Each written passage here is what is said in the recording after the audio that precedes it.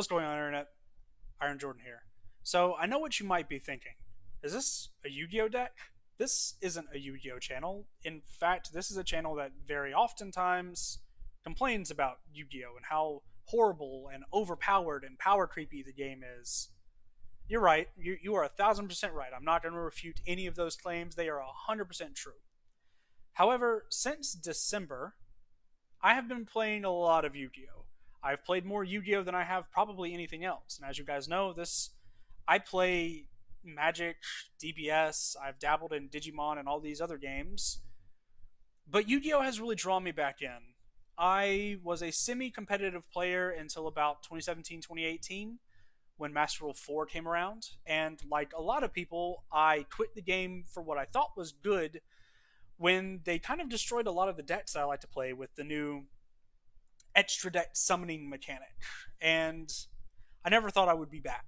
But Master Rule 5 came out, and I told myself, hey, I'll give it another shot. If not, for any other reason, but just to play some of my favorite decks again.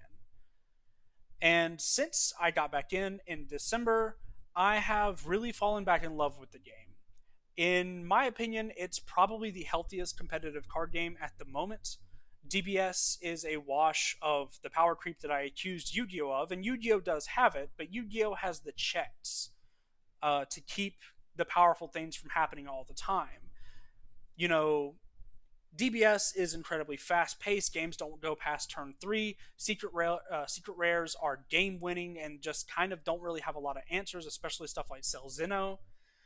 And it's just not fun to play DBS right now. I still love the game and I still would like to see it be in a healthy spot because I'm never going to quit DBS. I'm far too invested. I've been playing since the start of the game and I would like to see it to its end, whether that be a natural end or when Bandai decides to stop supporting it or whatever, right? But I don't have a lot of fun with DBS right now. I have a lot of fun with Yu Gi Oh! Because despite the fact that we have a lot of broken things in Yu Gi Oh!, we also have hand traps, which stop a lot of those broken things. Now, what you see before you is an Ice Barrier deck profile, and it's why you probably clicked on the video, or I guess it was morbid curiosity about why this channel that's complained about Yu Gi Oh! For a long time is playing a Yu Gi Oh! Deck. Before we get started, I want to give a huge shout out to MetaMonster Gaming.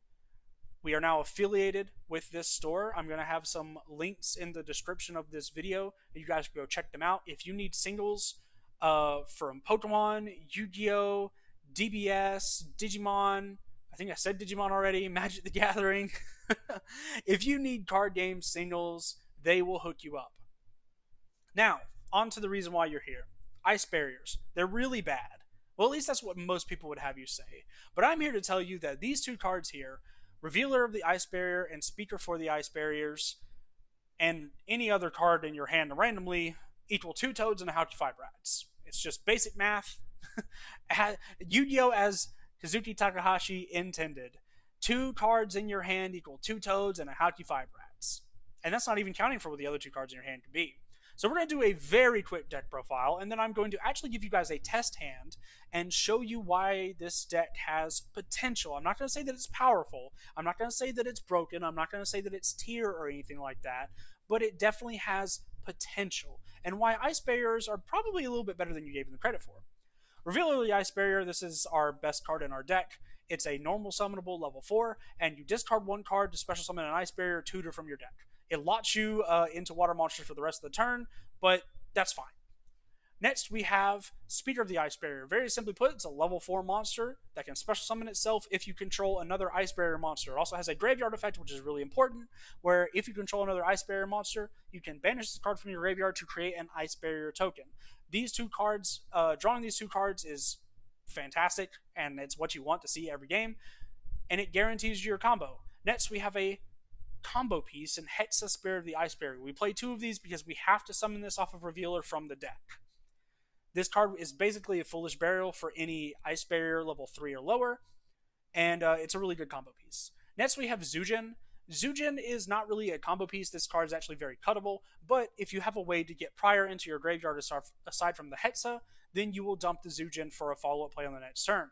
Next card is Mirage of the Ice Barrier. I'll be honest, this is probably the worst card in the deck, but it's a level 4 Ice Barrier monster, and we needed one more normal summon target just to make it a little bit easier to make Bahamut Shark. So it was between this or Dance Princess of the Ice Barrier, which can bounce spell or trap cards.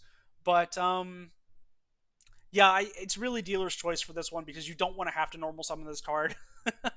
But it's there just in case. Next, we have Cryomancer of the Ice Barrier. Very simply put, this is a level 2 Aqua Tuner, and it is summonable off Halky Fibrats, which and it just mates Toad, so you play it.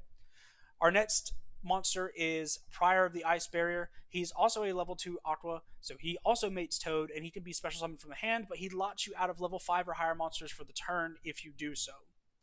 Next, we have 3 Medallion of the Ice Barrier. This is just Rhoda for the deck, and it's not a hard once per turn. So if you draw 2 of these, you have both your combo pieces. Congratulations.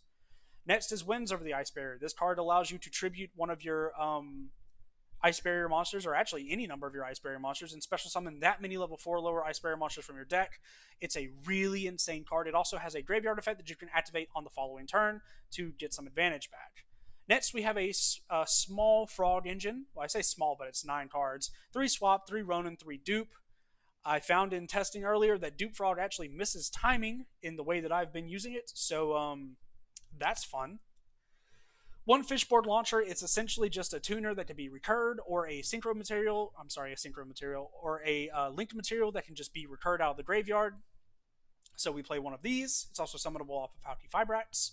You have 3 Aqua Spirits. This is just another level 4 special summonable monster that is not a hard once per turn. So you play 3 of it, because if you have 3 of these in your hand and you're able to fill up your grave, you can summon all 3 of them.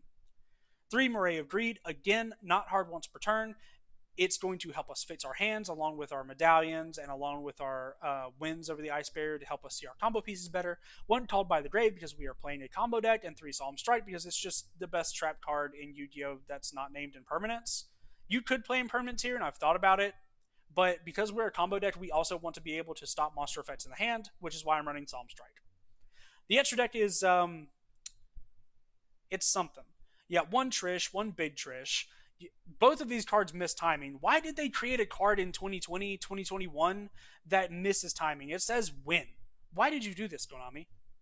Regardless, Shooting Riser, Desert Locust, Kyubi Shinshin, a Borlode Savage, 3 Toads, 1 Bahamut Shark, 1 Abyss Dweller, 1 Crystron Needle Fiber, or Halky Fibrats, 2 Marincest Coral Anemone, and 1 Marincest Great Bubble Reef. If you want to cut any cards from this deck, Marincest Great Bubble Reef and 1 copy of Marincest Coral Anemone are not necessary in the deck, but they are good cards, and because you're locked to waters most of the time, you want to have a big monster that you can make, and you have a lot of banish effects with the fraud, so Marincest Great Bubble Reef can get big pretty fast in this deck, so I suggest you keep it in here, but it is cuttable.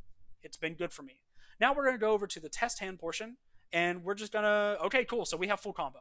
All right, so we're going to activate Medallion of the Ice Barrier, and we're going to grab our Revealer. Next, we are going to normal summon our Revealer. I'm not going to do anything else with the other cards in my hand. I just want to show you the combo. So these Moray of Greeds, I would activate them, in another situation, but we don't want to mess with having the combo. So we're going to activate Speaker. We're going to do this. Revealer's effect will discard a Moray of Greed, which will special summon a Hetza from the deck. Special summon Hetza in defense mode. Activate Hetza's effect. That will dump a Prior. You always want to dump Prior, which is really important.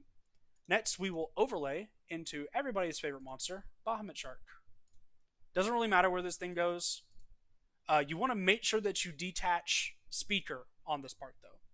You'll special summon a Frog. You just want to make sure that you leave one of these zones open underneath a link zone for Marincest Coral Anemone. You'll activate Speaker in the graveyard. You will special summon a token. Next, you will go into Anemone by using the token and Bahamut Shark. Go over here. Activate Anemone's effect. Bring back the Prior. She'll go directly under here, which is why you need to leave one of these spots open. Next, you will... Hey, guess what? Hetza is a tuner, so you will use Hetza and Anemone to go into Halky Fibrats. Halky Fibrats effect will go into your Cryomancer, which is your other level 2 Aqua, that you will then go into a Frog with, and there you go. There is your end board, with 2 cards in hand that could be literally anything else. So if you want to tune this deck, you definitely can. But the game plan here says you have 2 Omni Negates on board right now and a Halky Fibrats, one of just the best cards in the game. You'll go to your opponent's turn. Obviously, we don't actually have an opponent, but you'll activate Totally Awesome here. You'll special summon a Swap Frog from the deck. The reason why you go for Swap Frog instead of Dupe Frog is because Duke Frog misses timing when it's used as a synchro material on your opponent's turn. For the most part, usually. Your opponent will go to battle phase. You'll do this. Obviously, you can do this at almost any time. We'll go to a Desert Locust, which will make our opponent discard a card, which is really nice. You can chain the Desert Locust to itself, which is really hilarious. You'll make a Borreload Savage using these two cards. And then Borreload Savage will trigger, and you'll grab the Marine Cest Coral Anemone out of your graveyard and put it attached to the Borreload Savage. And that is your final end board on your opponent's turn. You had 2 Omni Negates, you made your opponent discard a card. Actually, you have 3 Omni Negates, you made your opponent discard a card. That is pretty good. So yeah, that's the deck profile. That's the combo tutorial. It's very simple. It's very easy, and it makes ice barriers, maybe less bad. So let me know if you guys enjoyed this. I'm going to be making more Yu-Gi-Oh videos. We also will be going back to doing DBS videos and doing Digimon videos as time goes on, and we're going to kind of be branching out into kind of like all card games. Let me know if that's something else. If there's anything else you guys want to see, like if you guys want to see me cover like Flesh and Blood, or if you guys want to see me cover Keyforge or anything like that, I'm down for it. I just really like card games. So let me know what you guys think in the comments below, and I will see you guys in the next one.